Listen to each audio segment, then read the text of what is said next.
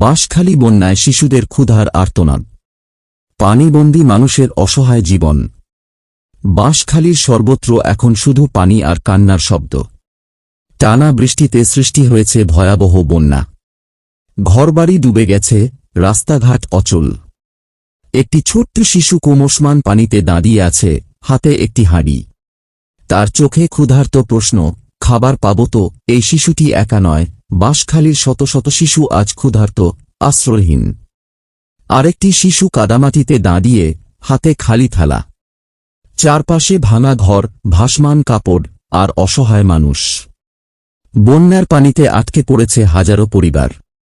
খাবার, বিশুদ্ধ পানি, ওষুধ সবকিছুর অভাবে দিন কাটাচ্ছে তারা। এক স্থানীয় বাসিন্দা বলেন, 3 দিন ধরে ঘরে পানি। রান্না করতে পারি না, বাচ্চারা শুধু ভাত চায়। নৌকায় করে ত্রাণ পৌঁছানোর চেষ্টা, কিন্তু অনেক এলাকায় এখনও সাহায্য পৌঁছায়নি।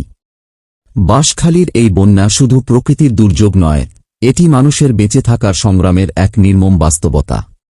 শিশুদের মুখে ক্ষুধার আর্তনাদ আমাদের মানবতার চোখ খুলে দেয়।